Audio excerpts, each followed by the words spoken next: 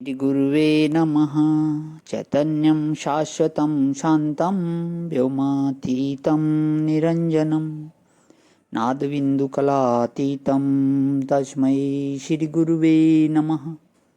ओम शांति शांति शांति।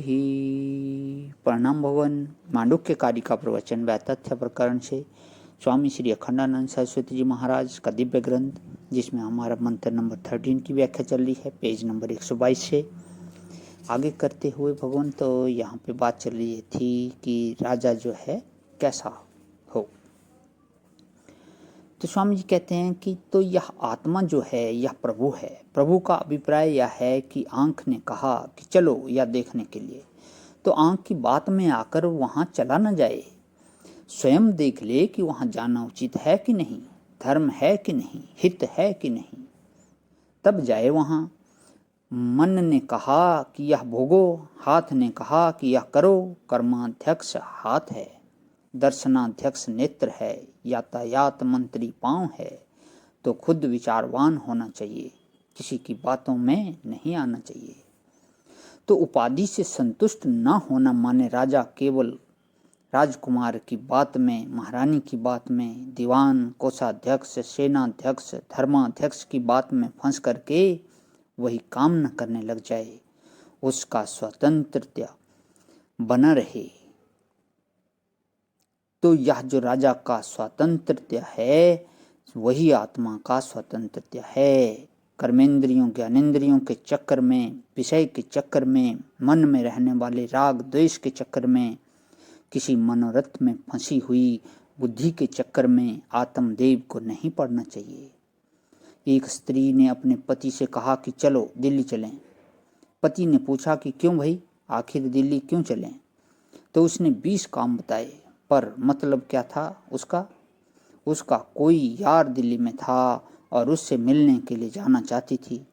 तो स्त्री की बातों में आकर जो पति दिल्ली चला गया वह असंश्लिष्ट नहीं है, और जो समझता है कि इसका विचार क्या है, मनोरथ क्या है, वह उसके साथ नहीं जाएगा। आत्म आश्रय, आत्माकार, आत्मनिष्ठ जो बुद्धि है उसकी बात माननी चाहिए, और जो मनोरथालिष्ट, मनोरथाक्रांत, मनोरथानिष्ठ बुद्धि है उसकी बात नहीं माननी चाहिए। यही आत्मा का प्रभुत्व है। तो इसीलिए बोलते हैं कि ये आत्मदेव प्रभु हैं। ये बदलती हुई परिस्थितियों को संभाल सकते हैं। संभाल सकना माने जो आया सो आया, जो गया सो गया। हजारों मिलते हैं, हजारों आते हैं, हजारों जाते हैं।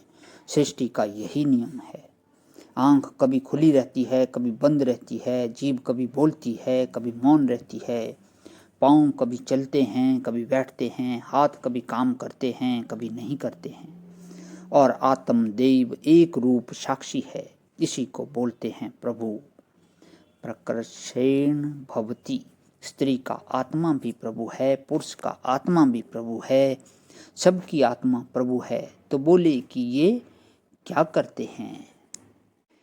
विकृत परान भावान अनंत च इते व्यवस्थितान। अनंत चिते, चित्त के अंदर के भीतर के बीच में माए। आजकल का संस्कृत का पंडित जब चिते बोल देगा तो अंतर नहीं बोलेगा, और जब अंतर बोल देगा तो चिते नहीं बोलेगा। ये कहते हैं नहीं, चित्त के अंतर में 2 बार हो गया ना। एक तो चित्त हुआ, एक चित्त में हुआ। चित्त में अंतर में हुआ तो चित्त के अंतरंग में विराजमान अव्याकृत बिना रूप के जो संस्कार बैठे हुए हैं उनको यही भीतर से प्रकट कर देता है, और बाहर वही इते।